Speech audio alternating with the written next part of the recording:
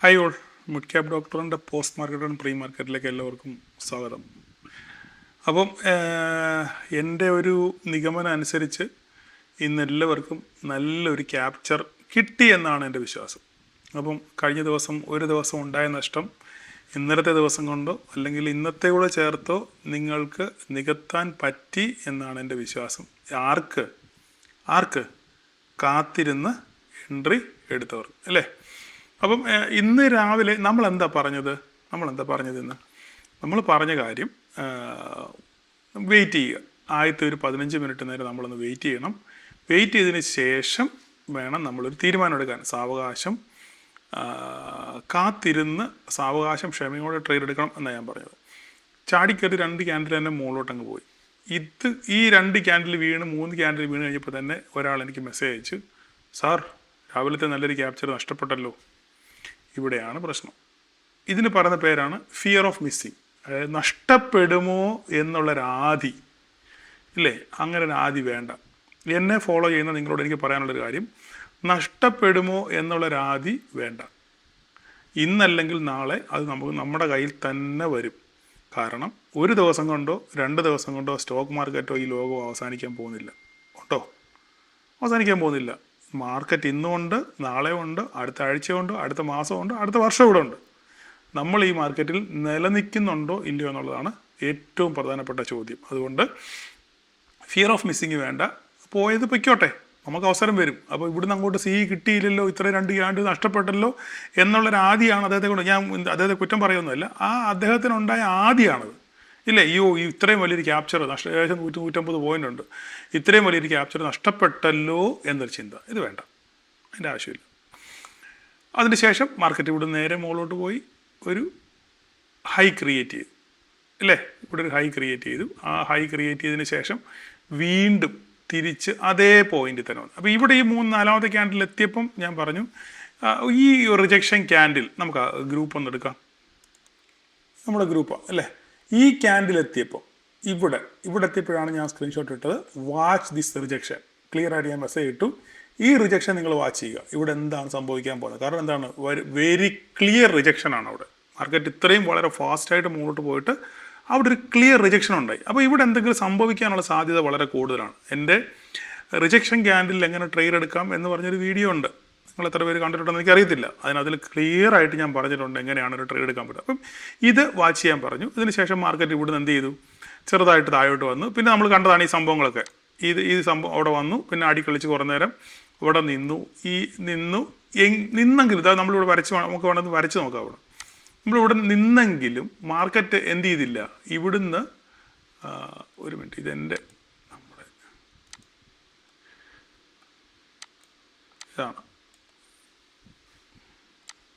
ഇതാണ് നമ്മുടെ സംഭവം അല്ലേ? അപ്പം ഇവിടുന്ന് റിജക്ഷൻ ഉണ്ടായി. അതിനുശേഷം ഇവിടെ കുറേ നേരം കൺസോൾട്ടേറ്റ് ചെയ്തു. പിന്നെ ഈ ഒരു റിജക്ഷൻ്റെ ഈ ഒരു ടോപ്പ് വിട്ട് മാർക്കറ്റ് എന്ത് ചെയ്തിട്ടില്ല, മാർക്കറ്റ് എങ്ങോട്ടും പോയില്ല. ശരിയല്ലേ പറഞ്ഞേ?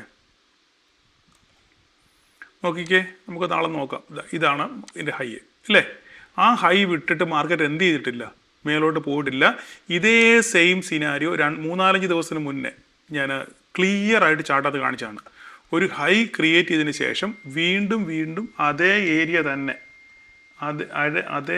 തന്നെ മാർക്കറ്റ് വന്ന് റെസിസ്റ്റൻസ് ഫേസ് ചെയ്യുകയാണെന്നുണ്ടെങ്കിൽ നമുക്ക് അവിടെ ഒരു ട്രേഡിനെ പറ്റി പരിഗണിക്കാമെന്ന് ഞാൻ ഒരു 3-4 ദിവസത്തിന് മുന്നെയാണ്, കഴിഞ്ഞ ആഴ്ചയാണ് ഏതോ ദിവസം ഇതേ സെയിം സിനാരി വന്നായിരുന്നു. എന്നെ സ്ഥിരം വാച്ച് ചെയ്യുന്നവർക്കും കേൾക്കുന്നവർക്കൊക്കെ അറിയാം, വല്ലപ്പോഴും വന്ന് കാണുന്നവരുടെ കാര്യം എനിക്കറിയത്തില്ല. അപ്പോൾ നോക്കിക്കേ, ഇതുപോലെ തന്നെ 3 റിജക്ഷൻ ഇവിടെ ഉണ്ടായി ഇല്ലേ? ക്ലിയർ ആയിട്ട് ആ ഏരിയ തന്നെ വന്ന് മാർക്കറ്റ് റിജക്റ്റ് ചെയ്തു. അപ്പോൾ ഇവിടൊക്കെ എത്തിയപ്പം എനിക്ക് ദൂരാ മെസ്സേജാണ്, സാറേ എന്തെങ്കിലും ഒന്ന് പറയോ, എന്തെങ്കിലും സാറിൻ്റെ വോയിസാണ് ഞങ്ങളുടെ ഒരു ബലം എന്ന് പറഞ്ഞ് അപ്പം ഞാൻ എന്താ പറഞ്ഞ, ഇച്ചിരി ദേഷ്യം കൂടെ വന്നു എനിക്ക്. എങ്കിലും ഞാൻ ഒരു വോയിസ് ഞാൻ ഇട്ടു. ആ വോയിസ് നമുക്കൊന്ന് കേട്ട് നോക്കാം. നിങ്ങളെല്ലാവരും എന്നെ ഇങ്ങനെ ദക്കാമാരെന്ന് വെച്ചാൽ തള്ളുക, ഹിന്ദിയ. സാറേ വോയിസിലോ എന്തെങ്കിലും ഒരു അവസരം ഉണ്ടെങ്കിലുള്ള വോയിസും ഞാനൊരു വോയിസ് നിങ്ങൾക്ക് പെറുക്കിയെടുക്കാൻ സാവകാശം ധാരാളം ഉണ്ടായിരുന്നു. ഞാൻ ഫസ്റ്റ് നാലാമത്തെ ക്യാൻഡിൽ ശേഷം അവിടുന്ന് റിജക്ഷൻ വന്നപ്പോൾ ഞാൻ പറഞ്ഞു ഓടി ക്ഷീണിച്ചു, ഇനിയും എന്താ സംഭവിക്കുന്നുള്ളത് നമുക്ക് നോക്കാം എന്ന് ഞാൻ പറഞ്ഞു. അതിനുശേഷം മാർക്കറ്റ് അതിന് മുകളിലോട്ട് പോയിട്ടില്ല അല്ലേ. അതിനുശേഷം വീണ്ടും അതേ പോയിന്റ്, ഞാൻ ഇതേ സിനാരി 2 ദിവസം പോകണ്ട, ഒരു 3-4 ദിവസം മുമ്പേ ഉണ്ടായിരുന്നു, അതേ പോയിന്റ് വന്ന് വീണ്ടും മാർക്കറ്റ് റിജക്ട് ചെയ്തു. അപ്പൊ അവിടൊക്കെ ഒരു പക്ഷേ അവസരം പിറക്കിയെടുക്കാനുള്ള അവസരം ഉണ്ടായിരുന്നു. അപ്പൊ 3 പ്രാവശ്യം ഓൾമോസ്റ്റ് ആ സെയിം പോയിന്റിൽ വന്ന് മാർക്കറ്റ് റിജക്ട് ചെയ്തു. അപ്പം അതിൽ 2 ട്രേഡ് ഞാൻ പറക്കിയെടുത്തു. ഓക്കെ, അപ്പം ഇനി മാർക്കറ്റ് നിലവിൽ മാർക്കറ്റ് സത്യം പറഞ്ഞാൽ മുകളിലോട്ട് പോകാനൊരു സ്ട്രെങ്ത് ഇല്ല റിയലി. അങ്ങനെ മുകളിലോട്ട് പോകണമെന്നുണ്ടെങ്കിൽ ഇന്നത്തെ ഹൈ ബ്രേക്ക് ചെയ്യണം മുകളിലോട്ട്. ഇന്നത്തെ ഹൈ ബ്രേക്ക് ചെയ്ത് മുകളിലോട്ട് വാങ്ങി മാത്രമേ അപ്സൈഡ് ഒരു പൊട്ടൻഷ്യൽ മാർക്കറ്റ് ഉണ്ടെന്ന് പറയാൻ പറ്റത്തുള്ളൂ. കാരണം ക്രൂഡിന്റെ വില ഇതിലോട്ടും കുറഞ്ഞിട്ടില്ല, ഗോൾഡ് താഴെ തന്നെയാണ് നിൽക്കുന്നത്. അപ്പം ഇനിയിപ്പോ നമുക്ക് ഈ ക്രൂഡ് പൊട്ടിച്ച് താഴോട്ട് വരുമെന്നുള്ളതാണ് ഞാൻ നോക്കുന്നത്. ഓക്കെ, അങ്ങനെ ക്രൂഡ് പൊട്ടിച്ച് താഴോട്ട് വരുവാണെങ്കിൽ നമുക്ക് 24,143 കിട്ടും. ഇല്ല മുകളിലോട്ട് പോകുകയാണെന്നുണ്ടെങ്കിൽ നമ്മുടെ ഇന്നത്തെ ഹൈ കട്ട് ചെയ്യണം. ഓക്കെ, ഇതാണ് നിലവിലത്തെ അവസ്ഥ. നിങ്ങൾ എന്നോട് ഇങ്ങനെ വോയിസ് പറഞ്ഞു കഴിഞ്ഞാൽ എന്തെങ്കിലും ഉണ്ടെങ്കിൽ ഞാൻ നിങ്ങൾ പറയാതെ തന്നെ. അപ്പോൾ ക്ലിയർ ആയിട്ട് ഞാൻ പറഞ്ഞല്ലോ ഇല്ലേ, നമുക്ക് മാർക്കറ്റിന് മുകളിലോട്ട് പോകാനൊരു പൊട്ടൻഷ്യൽ ഇല്ല. ആ പൊട്ടൻഷ്യൽ വേണമെന്നുണ്ടെങ്കിൽ ഈ ഹൈ ബ്രേക്ക് ചെയ്യണം അല്ലേ. അപ്പോൾ നമുക്ക് അവിടെ നമുക്കൊരു ട്രേഡ് പ്ലാൻ ചെയ്യാൻ പറ്റും. ചെറിയ സ്റ്റോപ്പ് ലോസ് മാത്രമേ ഉള്ളൂ. അല്ലെങ്കിൽ നമ്മുടെ സ്റ്റോപ്പ് ലോസ് 24,251, 220 മാർക്കറ്റ് 30 പോയിന്റ്, ഒരു 15 പോയിന്റിൻ്റെ 10-15 പോയിന്റിൻ്റെ സ്റ്റോപ്പ് ലോസേ നമുക്കുള്ളൂ പ്രീമിയത്തിനകത്ത് നോക്കുമ്പോൾ. അപ്പോൾ എല്ലാം കൊണ്ട് ഒരു നല്ല ഒരു ഏരിയ ആയിരുന്നു ഇവിടെ ഒരു ട്രേഡ് പ്ലാൻ ചെയ്യാൻ ഇല്ലേ. അപ്പോൾ അതിനുശേഷം ആ ട്രേഡ് എടുത്ത ധാരാളം ആൾക്കാരുണ്ട്. അതിനുശേഷം നല്ലൊരു ക്യാപ്ചർ അവർക്ക് കിട്ടി.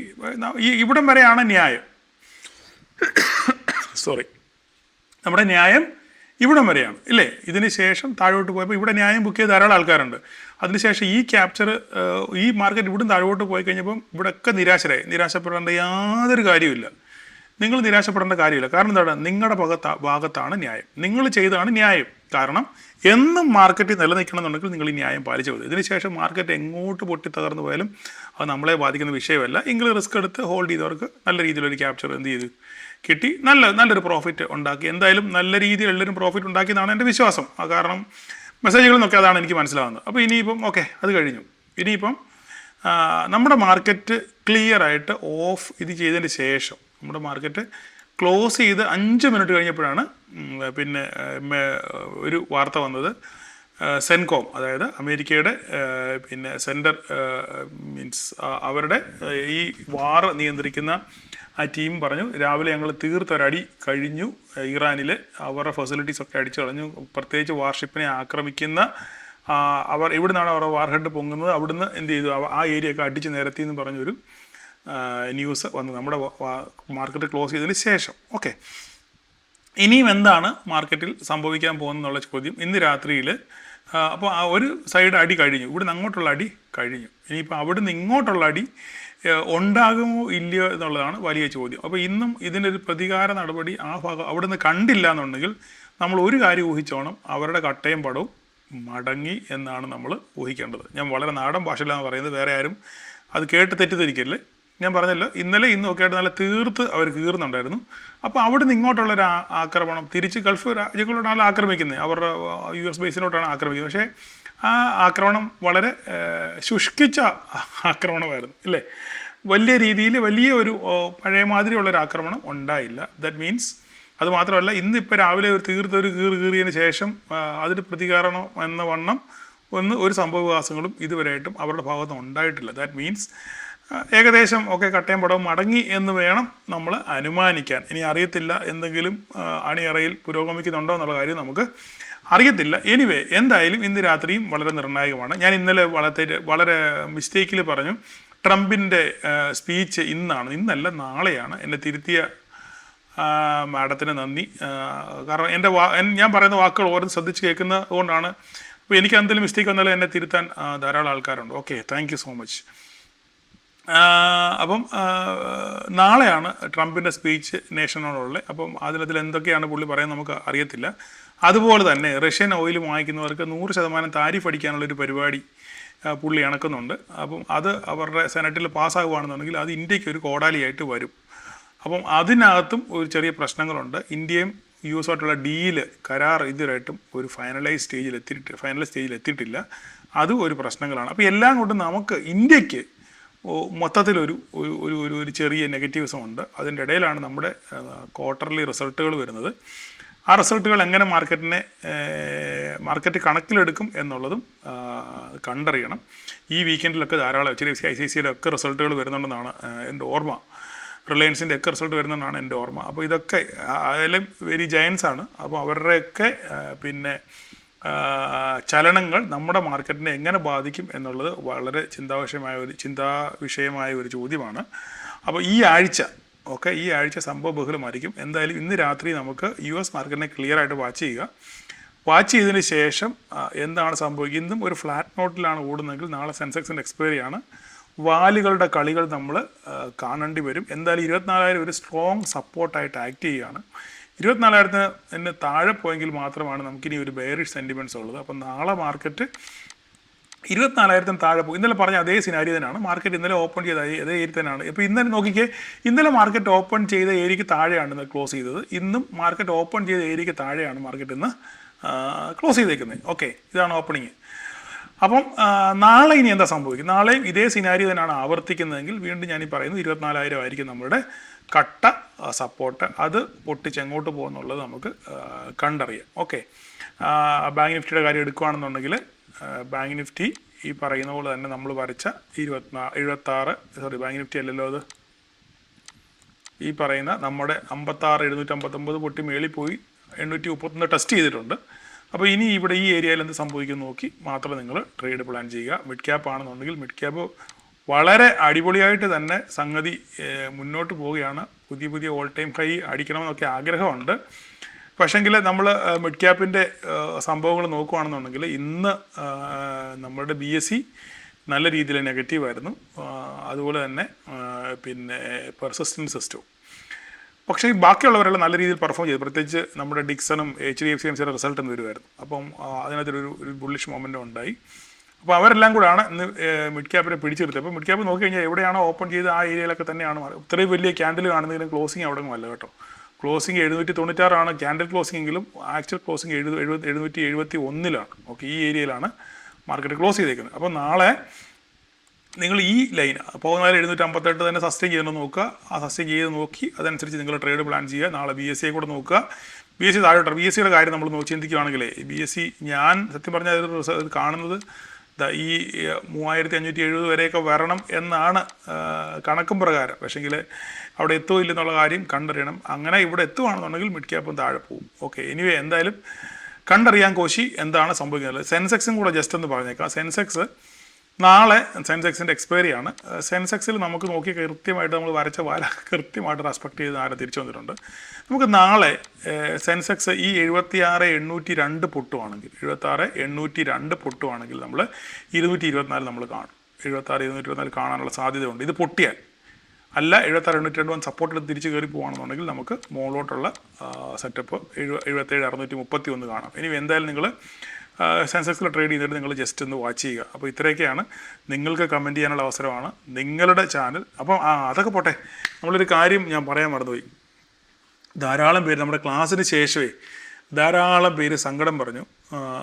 സാറേ ഞങ്ങളൊക്കെ വെളിനാട്ടിലുള്ളവരാണ്, ഞങ്ങൾ ഓണത്തിനൊക്കെ നാട്ടിൽ വരുന്നുണ്ട്, ഓണത്തിന് എങ്ങനെയെങ്കിലും ഒരു ക്ലാസ് സംഘടിപ്പിക്കുമോ എന്നൊക്കെ ചോദിച്ചിട്ടുണ്ട്. വളരെ സങ്കടത്തോടുകൂടിയാണ് ചോദിച്ചേക്കുന്നത്. അപ്പം ഞാൻ പറഞ്ഞു ഈ വർഷത്തെ അവസാനത്തെ ക്ലാസ്സാണ് ഓപ്ഷൻ ബൈൻ്റെ. കാരണം നമ്മുടെ മുന്നിൽ വേറെ ധാരാളം ക്ലാസ്സുകൾ പെൻഡിങ് നിൽക്കുന്നു. അപ്പോൾ അതൊക്കെ നമുക്ക് ചെയ്യണം. എല്ലാവരും തൃപ്തിപ്പെടുത്തണേ. ഈ ബൈങ്കാരെ മാത്രം പോരായല്ലോ.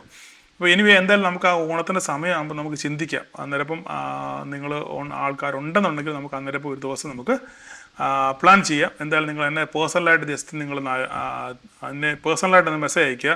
സാറേ ഓണത്തിന് ഞങ്ങൾക്ക് താല്പര്യമുണ്ട് എന്ന് നിങ്ങളുടെ താല്പര്യം അറിയിക്കുകയാണെങ്കിൽ അതനുസരിച്ച് നമുക്ക് പ്ലാൻ ചെയ്യാം. പക്ഷേ എൻ്റെ മനസ്സിലെ ഒരു ആഗ്രഹം എന്ന് പറഞ്ഞു കഴിഞ്ഞാൽ ഈ ഓണത്തിന് നമുക്ക് മിഡ് ക്യാപ് ഡോക്ടറുടെ ഒരു മീറ്റപ്പ് നടത്തിയാലോ എന്ന് എനിക്കൊരു ആഗ്രഹമുണ്ട്. ഒരു മീറ്റപ്പ് നടത്തിയാൽ അതിനകത്തിൽ പുറത്തു നിന്നാരുമില്ല. നമ്മൾ ഒരു ഹെഡിനെയും അല്ലെങ്കിൽ ഒരു വലിയ ജയൻസിനെയോ അല്ലെങ്കിൽ ഈ മാർക്കറ്റിൽ വലിയ കോടികളുണ്ടാക്കിയവരോ ലാഭം ഉണ്ടാക്കിയവരോ ബ്രോക്കർമാരെയോ ആരെയും നമ്മൾ വിളിക്കുന്നില്ല.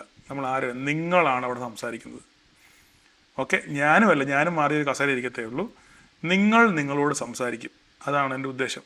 ഓക്കെ, നിങ്ങൾ കഴിഞ്ഞ 2 വർഷമായി നമ്മൾ ഈ ചാനൽ തുടങ്ങിയിട്ട് ജൂലൈ മാസമായപ്പം 2 വർഷമായി ഈ ചാനൽ തുടങ്ങിയിട്ട്. അപ്പോൾ ഈ 2 വർഷം കൊണ്ട് നിങ്ങൾക്ക് പല മാറ്റങ്ങൾ ഉണ്ടായവർ ധാരാളം പേരുണ്ട്, രക്ഷപ്പെട്ടവർ ധാരാളം പേരുണ്ട്. അപ്പം അവർ നിങ്ങളോട് സംസാരിക്കും, നിങ്ങൾ നിങ്ങളോട് തന്നെ സംസാരിക്കും. അങ്ങനെയുള്ള സംസാരിക്കാൻ പറ്റിയ ധാരാളം ആൾക്കാരുണ്ട്. അതുപോലെ തന്നെ എൻ്റെ മനസ്സിലെ ഒരു ആഗ്രഹമാണ്, ഒരു ബെസ്റ്റ് ട്രേഡർ ഞാൻ ഈ കഴിഞ്ഞ നാളുകളിൽ കണ്ടതിൽ ഞാൻ ധാരാളം മുഖങ്ങളിങ്ങനെ ഞാനും ഇപ്പോൾ ഇൻട്രാക്ട് ചെയ്യുന്നുണ്ടല്ലോ. അപ്പോൾ എനിക്കറിയാം ആരാണ് നല്ല രീതിയിൽ ട്രേഡ് ചെയ്യുന്നതെന്നും കൃത്യമായി കൺസിസ്റ്റൻ്റായിട്ട് പ്രോഫിറ്റ് എടുക്കുന്നത് ആരാണെന്നൊക്കെ എനിക്ക് കൃത്യമായിട്ട് അറിയാം. അവരൊക്കെ കൃത്യമായിട്ട് എന്നെ അറിയിക്കുന്നുണ്ട്. അപ്പം അങ്ങനെയുള്ളവരെ കൃത്യമായി കൺസിസ്റ്റൻ്റായിട്ട് പ്രോഫിറ്റ്, അവരവരുടെ ദൈനംദിന ജീവിതത്തിന് വേണ്ടി മാത്രമുള്ള പ്രോഫിറ്റ്, ഞാൻ ആരുടെയും ഇവരുടെ PNL മറ്റു കാര്യങ്ങളോ ഒന്നും ചോദിക്കേണ്ട കാര്യമില്ല. എനിക്ക് കൃത്യമായിട്ട് അറിയാം. ഓക്കെ, അപ്പോൾ അങ്ങനെയുള്ളവരെ ആദരിക്കാനും എനിക്ക് ഒരാഗ്രഹമുണ്ട്. അപ്പോൾ അങ്ങനെയുള്ളവരെ കൂടെ ഉൾപ്പെടുത്തി അവരുടെ ഭാഗത്തുനിന്നും അവരും, അതുപോലെ തന്നെ നല്ല രീതിയിൽ ട്രേഡ് ചെയ്യുന്ന ആൾക്കാരുണ്ട്, ഹ്യൂജ് ക്യാപിറ്റൽ വെച്ച് ട്രേഡ് ചെയ്യുന്ന ആൾക്കാരുണ്ട്. അപ്പോൾ അവരൊക്കെ നിങ്ങളോട് സംസാരിക്കും എന്താണ് ഇതിനകത്ത് നിലനിന്ന് പോകണമെന്നുണ്ടെങ്കിൽ നിങ്ങൾ എന്ത് ചെയ്യണമെന്ന് അവരുടെ അനുഭവത്തിൽ നിന്ന്. ഇത് വേറെ വലിയ ഹെഡോ മറ്റോ ആൾക്കാരോ അല്ല, അവരുടെ അനുഭവത്തിൽ നിന്നും അവർ കടന്നു വന്ന വഴികളിലെ കല്ലും മുള്ളും അതെന്താണെന്നും നിങ്ങളോട് സംസാരിക്കും. ഇതാണ് എൻ്റെ മനസ്സിലെ ആശയം. ഞാൻ തീരുമാനിച്ചിട്ടൊന്നുമില്ല, എങ്കിലും എൻ്റെ ഒരു ആഗ്രഹം ഓണത്തിന് നമുക്ക് ഈ പരിപാടി നടത്തണമെന്നാണ്. അതിൽ എത്ര പേര് വരും എങ്ങനെയാണ്, അപ്പോൾ പക്ഷേ നമുക്ക് അതിന് ചിലവുണ്ട്. അപ്പോൾ ആ ചിലവിന് വേണ്ടിയുള്ള ചെറിയൊരു ഫീസ് എന്തായാലും കാണും. അതില്ല പറ്റത്തില്ലല്ലോ, നമുക്ക് ഫ്രീ തരാനൊന്നും നമ്മുടെ ഇല്ലപ്പോൾ. അപ്പോൾ എന്തായാലും നിങ്ങളുടെ ക്ലാസ്സിന് വന്നവർക്കറിയാം നമ്മൾ കൊടുക്കുന്ന ഫുഡിൻ്റെ കാര്യം തന്നെ നിങ്ങൾക്ക് അറിയാവുന്ന കാര്യമല്ലേ. അപ്പം എല്ലാം നമ്മൾ വളരെ വെൽ പ്രിപ്പയർഡായിട്ട് വേണം നടത്താൻ. അപ്പോൾ അതിനനുസരിച്ച് കാശ് മുടക്കിയാലും വലിയ കുഴപ്പമൊന്നും ഉണ്ടാകത്തില്ല. അപ്പോൾ നമുക്ക് എന്തായാലും ഓണത്തിന് നമുക്കൊരു പ്രോഗ്രാം നമുക്ക് ചെയ്യണം എന്നൊരാഗ്രഹമുണ്ട്. എന്തായാലും ആഗ്രഹം അങ്ങനെ ഇരിക്കട്ടെ, നമ്മൾ ഫൈനലൈസ് ചെയ്തില്ല. എന്തായാലും നമുക്ക് ഒരു കൈ നോക്കാം. ഓക്കെ, അപ്പോൾ നാളെ എല്ലാവർക്കും ഒരു പ്രോഫിറ്റബിൾ ഡേ ആശംസിക്കുന്നു. Thank you.